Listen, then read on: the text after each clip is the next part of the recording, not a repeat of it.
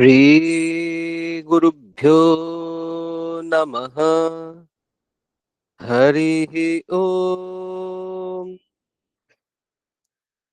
सहनाववतु सहनौ भुनक्तु सह वीर्यङ्करवावहै